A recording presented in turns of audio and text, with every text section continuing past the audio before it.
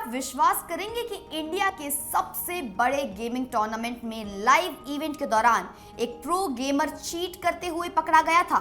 और ये अकेले नहीं थे, 3 बड़े नामों ने पूरे इंडियन गेमिंग कम्युनिटी को हिला कर रख दिया था। आखिर कौन है ये लोग और उनकी असली कहानी क्या है? नमस्कार दोस्तों, आज हम बात करने जा रहे हैं उन इंडियन गेमर्स की जो दुनिया के सामने हैकिंग करते हुए एक्सपोज हुए। सबसे बड़ा और सबसे इनफेमस केस है निखिल कुमावत एके फोरसेकन का। अक्टूबर 2018 में शंघाई चाइना में एक्सट्रीम स्लैम टूर्नामेंट के दौरान ये स्कैंडल सामने आया। ऑप्टिक इंडिया टीम रेवोल्यूशन के खिलाफ मैच खेल रही थी जब टूर्नामेंट एडमिन्स को फोरसेकन के गेम प्ले में कुछ सस्पिशियस लगा। एडमिन ने गेम पॉज की और फोरसेकन के कंप्यूटर को चेक करने गए।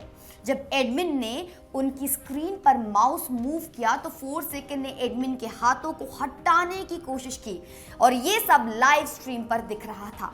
असली खुलासा तब हुआ जब एडमिन्स को उसके पीसी में word.exe नाम की एक फाइल मिली जो एक्चुअली एक एम बॉट और वॉल हैक चीट प्रोग्राम था। फोरसेकन ने उस फाइल को डिलीट करने की कोशिश की लेकिन एडमिन ने उसे रोक दिया। एडमिन्स ने डिलीटेड फाइल्स को रिकवर किया और पता चला कि ये इजी फ्रैग नाम के पॉपुलर चीटिंग वेबसाइट से डाउनलोड किया गया था। इन्वेस्टिगेशंस में ये भी सामने आया कि फोरसेकन ने ESL इंडिया प्रीमियरशिप में भी चीटिंग की थी जो ऑप्टिक इंडिया नहीं जीती थी। उसके SSD में वही चीट प्रोग्राम मिला। मैच एनालिसिस से पता चला कि उसका क्रॉसहेयर ऑटोमेटिकली एनिमीज पर लॉक हो जाता था और वो दीवारों के आगे पीछे छिपे प्लेयर्स को परफेक्टली ट्रैक कर रहा था।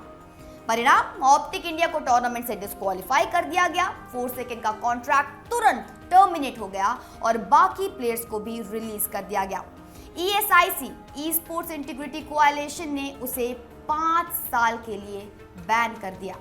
ये स्कैंडल इंडियन CSGO कम्युनिटी के लिए बहुत बड़ा झटका था और ऑप्टिक गेमिंग ने इंडिया से अपना ऑपरेशन पूरी तरह बंद कर दिया।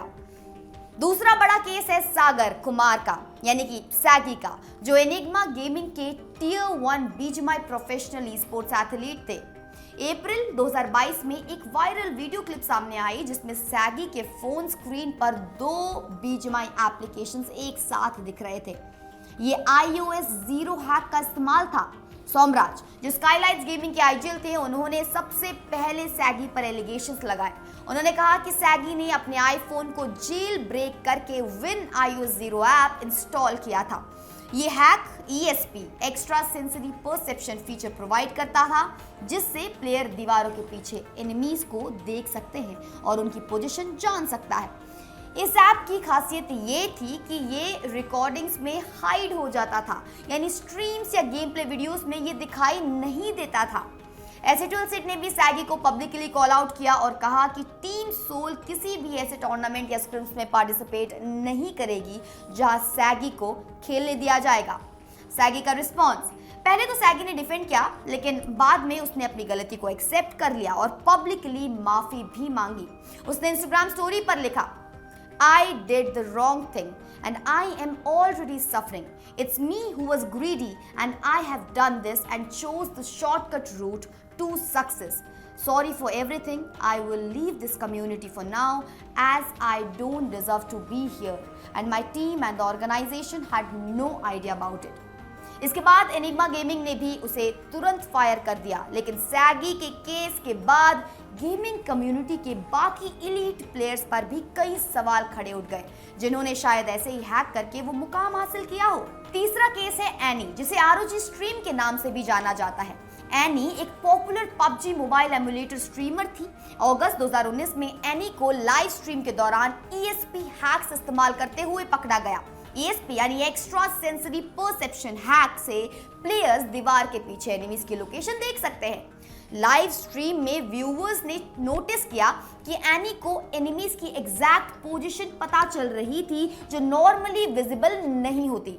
वीडियो क्लिप्स वायरल हुए जिनमें स्पष्ट रूप से ESP इंडिकेटर्स दिख रहे थे। कम्युनिटी का रिएक्शन बहुत स्ट्रॉन्ग था क्योंकि एनी एक नोन कंटेंट क्रिएटर थी और उनके काफी ज्यादा फैंस थे।